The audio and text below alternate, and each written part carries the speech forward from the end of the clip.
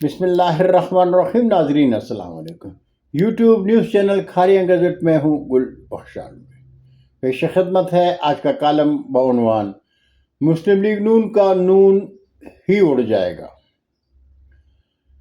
ناظرین، رجیم کے ترجمان لکھاری اور درباری جب بھی قلم اٹھاتے ہیں یا منہ کھولتے ہیں تو انہیں تحریک انصاف میں دراڑیں نظر آتی ہیں. کہتے ہیں اس وقت تحریک انصاف کے لیے سب سے بڑا چیلنج اپنی پارٹی کو اکٹھا رکھنا ہے. تحریک انصاف اسٹریٹ پاور دکھانے میں ناکام ہے. خیبر پختونخوا میں پارٹی اس وقت قدر تقسیم ہے کہ صوبائی حکومت چلانا بھی مسئلہ ہو گیا ہے. عمران خان پارٹی کو ماضی میں بھی متحد نہیں رکھ سکے. شیر افضل مروت کو نکالنے پر پی ٹی آئی تقسیم ہو گئی.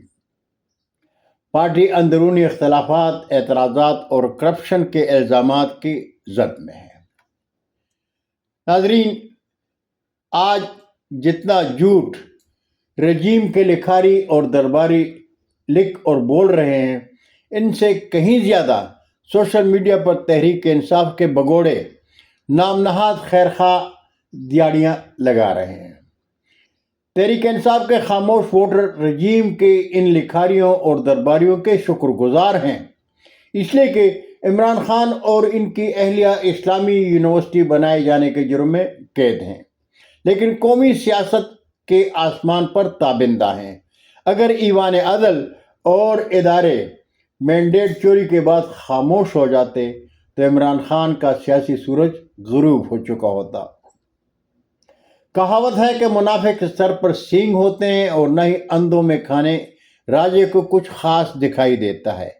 اس لیے انہیں مسلم لیگ نون کی اندرونی بربادی نظر نہیں آ رہی. سابق وزیر اعظم شاہد خاقان عباسی مسلم لیگ نون کا ساتھ چھوڑ کر اپوزیشن کے ساتھ کھڑے ہیں. وہ کہتے ہیں فوج نے بار بار جمہوریت کا خون کیا، تخت اسلام آباد پر قبضہ کیا، ججز نے قلم بیچا اور میڈیا نے زبان بیچی. مسلم لیگ نون کے سابق وزیر احسن اقبال برملا کہہ رہے ہیں ہمیں تسلیم کرنا ہوگا کہ عمران خان ایک بڑی قومی سیاسی جماعت کے لیڈر ہیں. اسے دمکایا اور دبایا نہیں جا سکتا. اپنی جماعت کے ساتھ کھڑا ہوں لیکن جماعت کی غلط پالیسیوں پر خاموش نہیں رہ سکتا. مسلم لیگ نون کے ڈویژنل صدر سابق ایم این اے چودھری عابد رضا کوٹلہ کہتے ہیں فروری کے الیکشن میں فارم 47 پالیسی نے قومی سیاست کا رخ موڑ دیا ہے.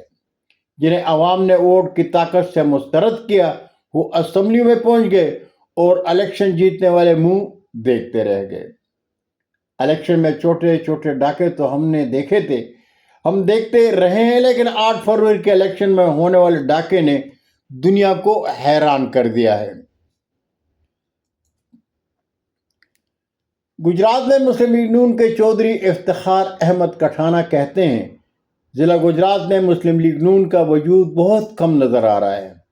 نون لیگیوں نے کندھے سے کندھا نہ ملایا تو بلدیاتی الیکشن میں مسلم لیگ نون کا نون ہی اڑ جائے گا. مسلم لیگ نون کے علمبردار ضلع گجرات میں ایک دوسرے کی ٹھانگیں کھینچ رہے ہیں. عابد رضا کوٹلہ اور ملک محمد انیف وقت چل رہے ہیں. میاں طارق اور چودھری جعفر اقبال بھی ایسے ہی حالات سے دوچار ہیں. ضلع بھر کے ہر حلقہ انتخاب میں مسلم لیگ نون کی حالت ابتر ہے. جب تک چناب سے جہلم تک مسلم لیگ نون کی قیادت متحد ہو کر نہیں چلے گی تب تک مسلم لیگ نون کا دیا جلتا نظر نہیں آ رہا. کھاریا شہر میں مسلم لیگ نون کی قیادت تقسیم ہے. خان محمد اسلم خان اور چودھری راشد محمود کے گھوڑے مخالف سمتوں میں دوڑ رہے ہیں. یہ وہ حقائق ہیں جنہیں رجیم کے لکھاری اور درباری نظر انداز کیے ہوئے ہیں، لیکن وہ اس حقیقت کو تسلیم کر لیں کہ عمران خان نے جیل میں بیٹھ کر مسلم لیگ نون کی سیاست کو دفن کر دیا ہے. پاکستان میں ادارے سیاسی جماعتوں کو اس وقت تک سینے سے لگائے رکھتے ہیں جب تک ان سے ان کے مفادات وابستہ ہوتے ہیں. جب بھی انہیں اپنے مفادات خطرے میں لگنے لگتے ہیں تو پھر ان کے ساتھ وہی کچھ کیا کرتے ہیں جو گزشتہ سالوں سے پاکستان کی قوم دیکھ رہی ہے. بہت شکریہ ناظرین، زندگی نے ساتھ دیا تو برقی رابطے میں پھر ملاقات ہوگی۔ جاتے جاتے درخواست ضرور کروں گا کہ میرے چینل کو سبسکرائب کریں، دوستوں کے ساتھ شیئر کریں اور چینل کی گھنٹی ضرور بجائیں۔ اجازت چاہوں گا۔ اللہ ہم سب کے پاکستان کا حامی و ناصر ہو۔ پاکستان زندہ باد۔